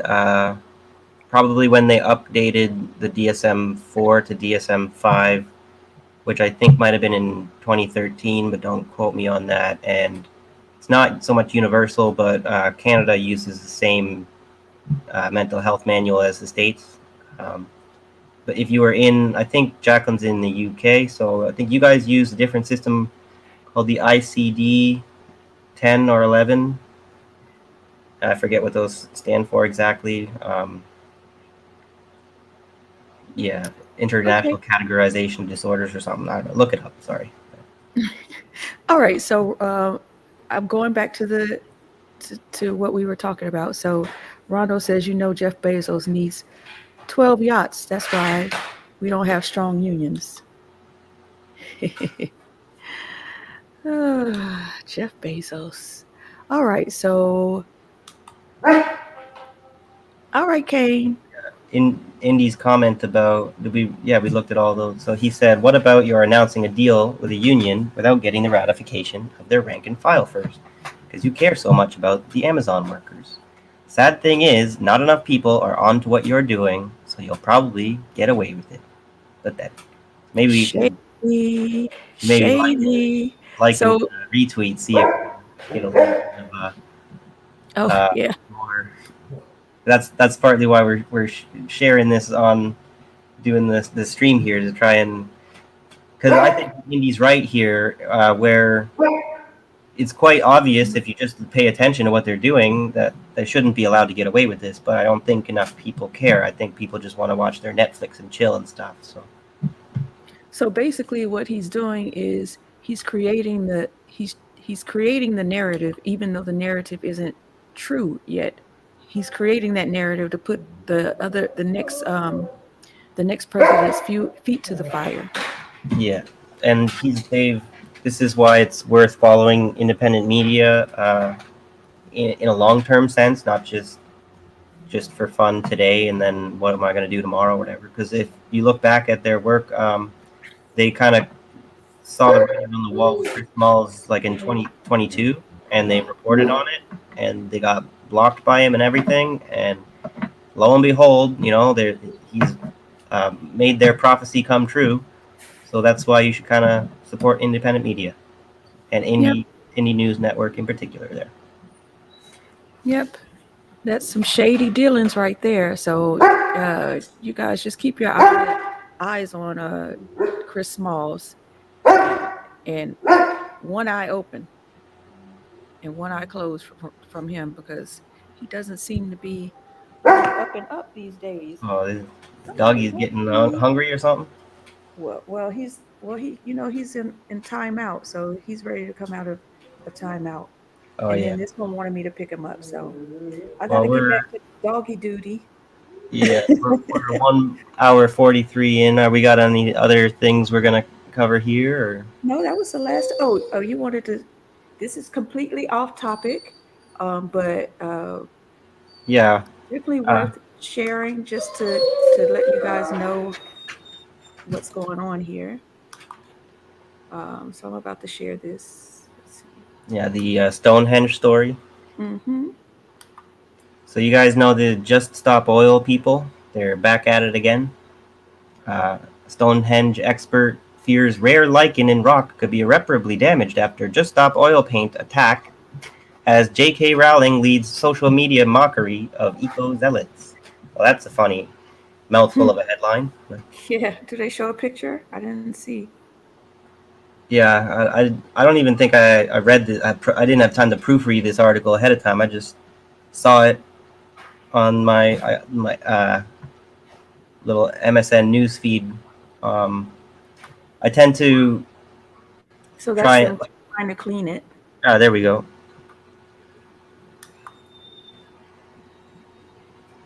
You want to read that? So public opinion's definitely moving mostly towards the conclusion that you're funded by big oil. I don't know if we're missing something that's going on there. The orange corn flour we used will soon wash away with the rain, but the urgent need for effective government action to mitigate the catastrophic consequences of the climate and ecological crisis will not. Readers added context, although we all know how useful these community notes can be. Mm-hmm. Stonehenge is a UNESCO World Heritage Site. They used the wrong there. There are multiple protection orders in place. Any damage to the site is a criminal offense. I don't really find that helpful, though. What we were missing was J.K. Rowling wrote that the public opinion is definitely moving mostly towards the conclusion that you're funded by big oil. Potentially, but coming from J.K. Rowling, I'm not really even going to listen to you at all. I was just about to say that. I mean, it was J.K. Rowling. I don't know.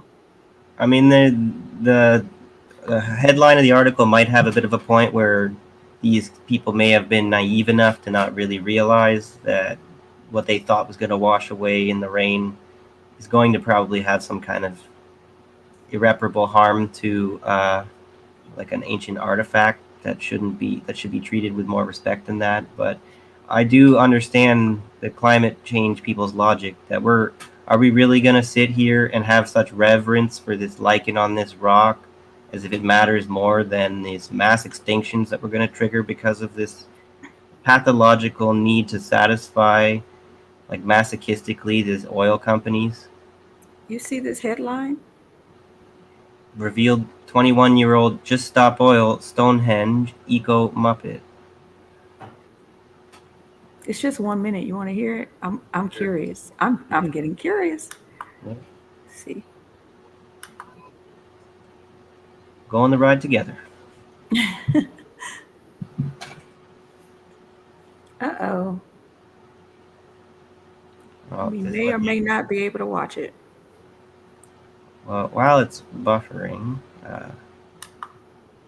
I would just say, as far as Just Stop Oil, just for a little criticism, it's really not practical to just stop like tomorrow. Like that would also kind of cause a lot of suffering and misery. We need to have some kind of transition.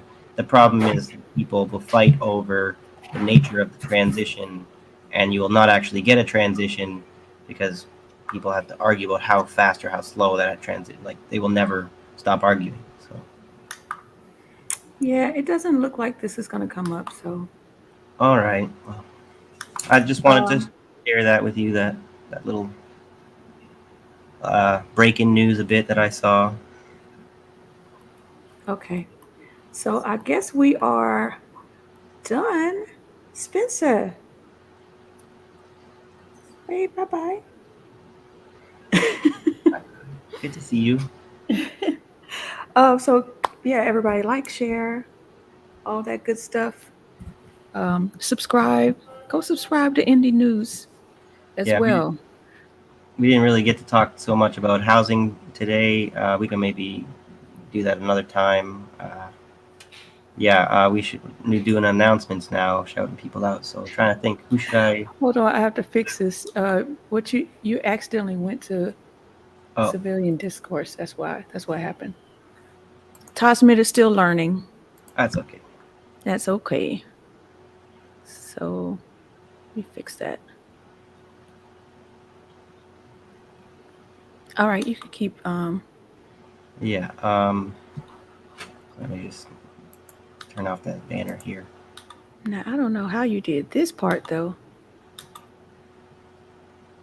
Anyway, so yeah. As far as other channels, you can check out Hardlands Media. Always good if you're up early enough in the morning. I think Monday to Friday he does it, 10 p.m. Eastern, so 9 p.m. Central. Or and then there's, who else should you guys watch? Do Dissidents. I keep saying I'm going to make a list. So we don't have to do this each time. Like, who else? We should make a list. I don't know what you did, Tosmit. Look, the little civilian discourse at the top right-hand corner. Kind of cool, though. We got a little bit of a blending going on here. Okay, so I guess we'll check out. If you want me to check out on a video, I can. I played something last week I thought was kind of interesting. And so for those of you who are here that didn't hear it, I mean, it's kind of gloomy, but it's worth the reminder for us to stay the course. So let me just pull it up. Well, Sakamoto has a comment here. He says, yo, I know Jordan has shit takes sometimes, but status quo coverage of the protests in East Palestine have been great. All right, I haven't really watched his coverage because Jordan has shit takes most of the time. But I could check him out a bit. I just don't know how much I would want to be telling people to go out and watch him. Feel like he could do some coming over to our side a little bit before I trust him a bit more. Yeah, seems to be like a Democratic Party shill or something, right? From what I remember. He's like a broken clock. That's right. Twice. What is it? What's the saying? Twice a day. Yeah. So, but like we said, I would even encourage people to watch independent media that's more like central, just so you can not be in an echo chamber and can, form your own thoughts about things based on the comparison of what people are saying that are more left-leaning to what people are saying who are like more liberal or conservative. And he's probably got a point about the East Palestine coverage because everyone else probably kind of moved on as what happens with media. we could probably be guilty of this too, probably in the future from time to time, where we don't stick with an issue because it's not really like personal, and the majority of people seem to have moved on. So, but if you maybe want to see someone who does follow up with that coverage, like Pasta did with Hawaii Lahaino, like it's good that there are people who do kind of do the follow-up work. It's just not for everybody. Not everyone else is going to care about it. And speaking of which, nobody's talking about that anymore either. Like, there's probably something we should probably do a little follow-up on, because nothing's being discussed these days. It's just so much news. It's so much to get through. And it's hard to know which thing to do which day. Like, we try to get, do you go with like what's happening that day that you're going live, or something that you've been wanting to work on for a while? Yeah, it is Now, hard to know. Now this is funny. Chris Smalls is cosplaying as Tupac Hoffa. Tupac Hoffa, like Jimmy Hoffa. Hoffa. Yeah, that's funny. Like Jimmy Hoffa, yeah. I was thinking, you know what I was thinking of? Hova, like, Jay-Z.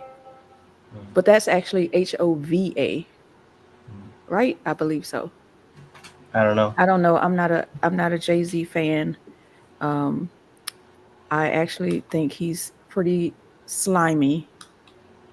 What is the newest thing Jay-Z is doing that's pretty slimy?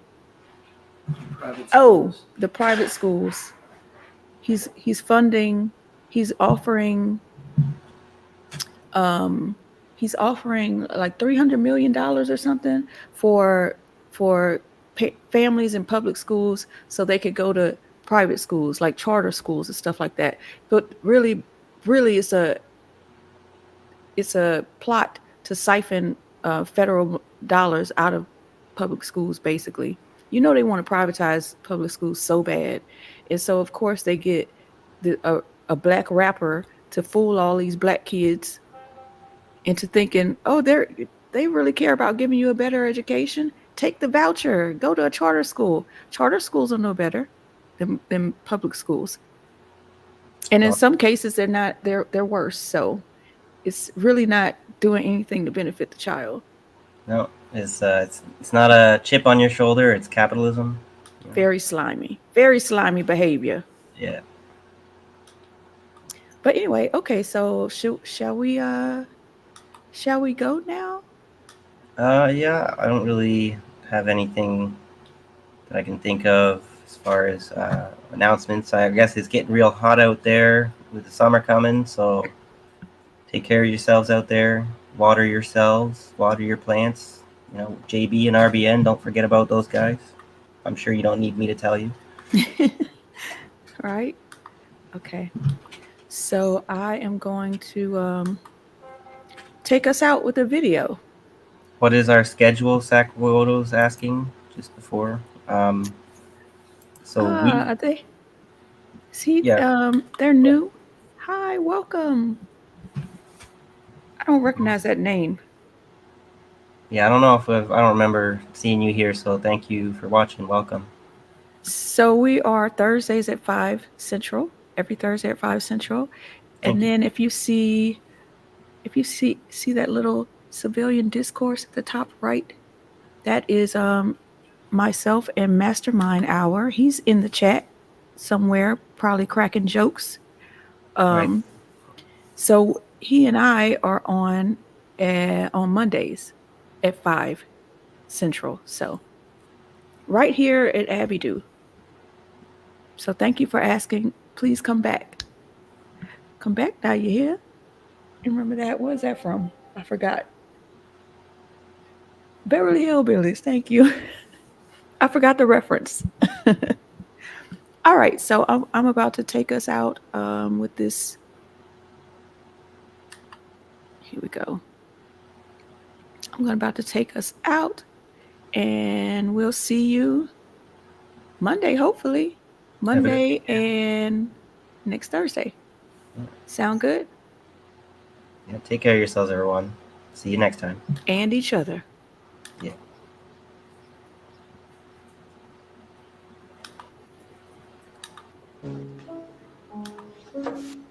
Hello. My name is Montague William III. And what I will tell you may well sound absurd, but the less who believe it, the better for me. For you see, I'm in banking and a big industry. For many a year we have controlled your lives, while you all just struggle and suffer in strife. We created the things that you don't really need, your sports cars and fashions and plasma TVs. I remember it clearly how all this begun. Family secrets from father to son, inherited knowledge that gives me the edge, while you people lie sleeping at night in your beds. We control the money that controls your lives, whilst you worship false idols and wouldn't think twice about selling your souls for a place in the sun. These things that won't matter when your time is done. But as long as they're there to control the masses, I just sit back and consider my assets, safe in the knowledge that I have it all, while you common people are losing your jobs. You see, I just hold you in utter contempt. But the smile on my face, well, it makes me exact. For I have the weapon of global TV, which gives us connection and invites empathy. You would really believe that we look out for you, while we bankers and brokers are only a few. But if you saw that, you'd take back the power. Hence, daily terrors to make you all cower. The panics, the crashes, the wars, and the illness that keep you from finding your spiritual wholeness. We rig the game, and we buy out both sides to keep you enslaved in your pitiful lives. So, go out and work as your body clock fades. And when it's all over, a few years from the grave, you'll look back on all this, and just then you'll see that your life was nothing, a mere fantasy. There are very few things that we don't now control. To have lawyers and police force was always a goal, doing our bidding while you march on the street. But they never realize that they're only just sheep. For real power resides in the hands of a few. You voted for parties. What more could you do? But what you don't know is they're one and the same. Old Gordon has passed good old David the reins, and you'll follow the leader who was put there by you.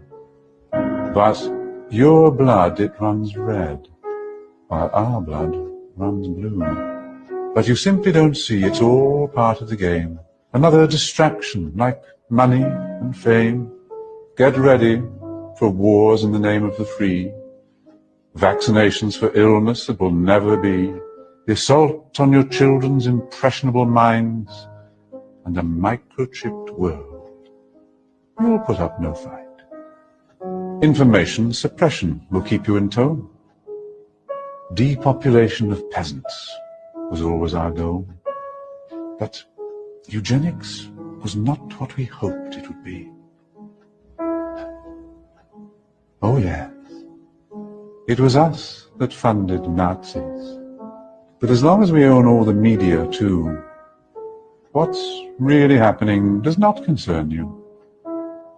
So just go on watching your plasma TV, and the world will be run by the ones you can't see.